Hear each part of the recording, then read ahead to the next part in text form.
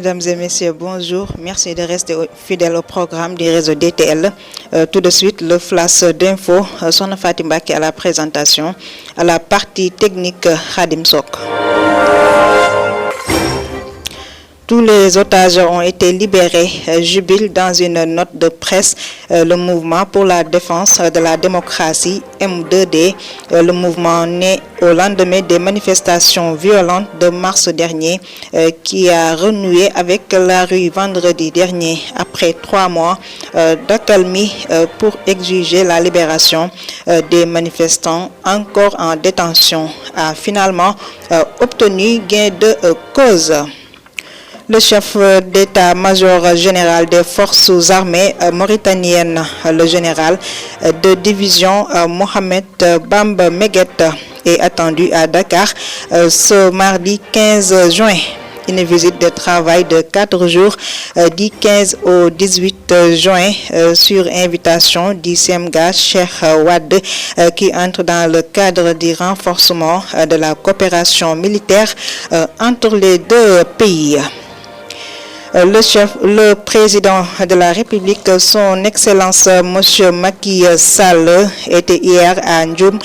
Il a été accueilli par son ministre de l'Enseignement supérieur, de la Recherche et de l'Innovation, Cheikh Oumar Anne, qui a magnifié la présence du chef de l'État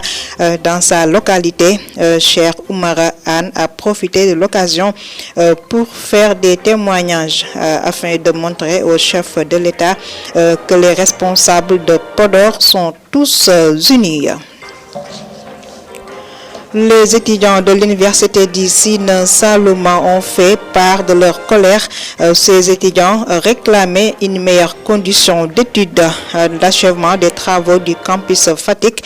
Ces étudiants du Sine Saloum ont attaqué hier lundi 14 juin 2021 à la maison du président Macky Sall à Fatick et cela a conduit à des affrontements entre eux et les forces de l'ordre. Pour terminer, le ministre de la Justice, Malick Sall, s'est exprimé sur l'affaire Boy Djiné, célèbre détenu qui a ému les Sénégalais par ses multiples évasions de prison. Le garde des Sceaux, ministre de la Justice, qui a pris part à la tournée économique de Macky Sall, dit compatir à la situation du détenu avant de rassurer que son dossier sera suivi afin qu'il puisse rejoindre sa famille très prochainement. C'est la fin de la partie française. Dans un instant, la version wolof.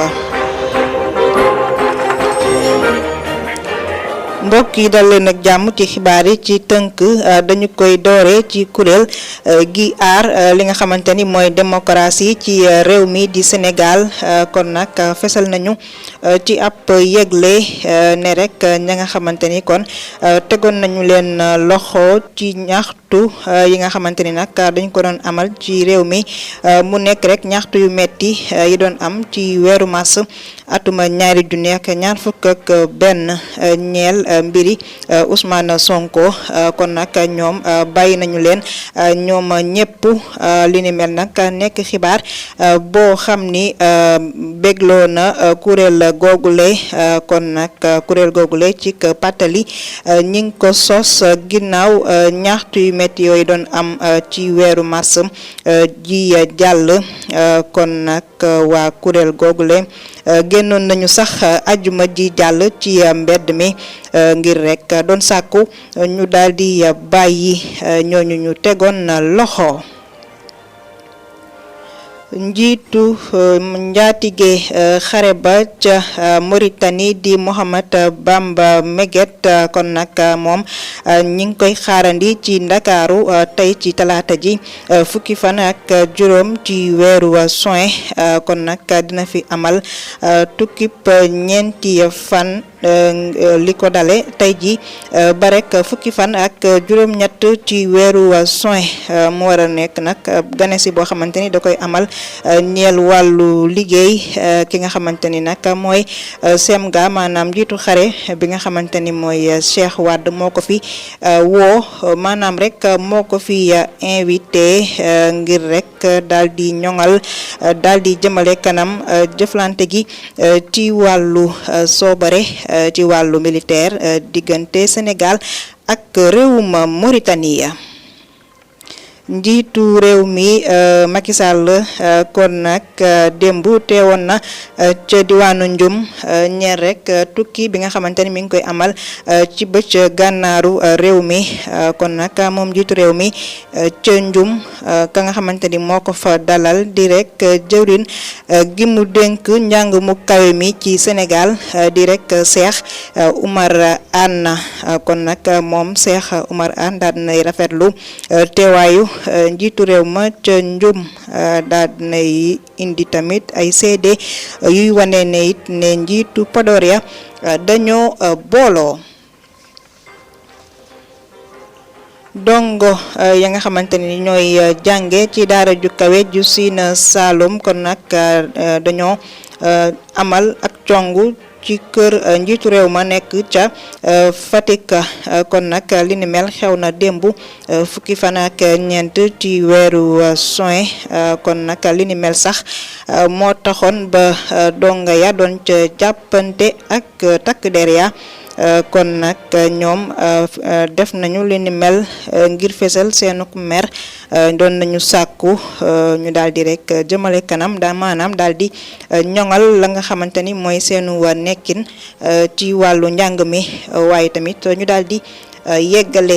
liggéey ya ñu sembu daal di koy jëmale ca dëkkuwaayu ndongo ya di rek campus bu Fatick. mbokki xibaar yi dañu koy daal di ndar keppe ci jëwriñ ji yore li nga xamante ni mooy yoon ci mim réew di Malick Sall kon nag daal di nay addu ci biri Boy Djiné mi nga xamante ni kon nag moom daal nay jaaxal saa Sénégal yu bari ci ay rëccam yu takku loolu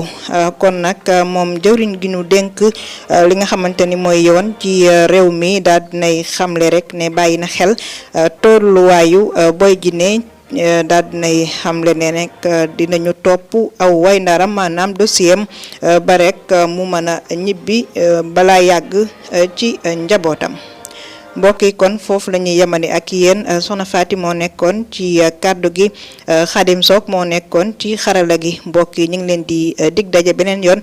di leen ñaanal kenn dalu jàmm.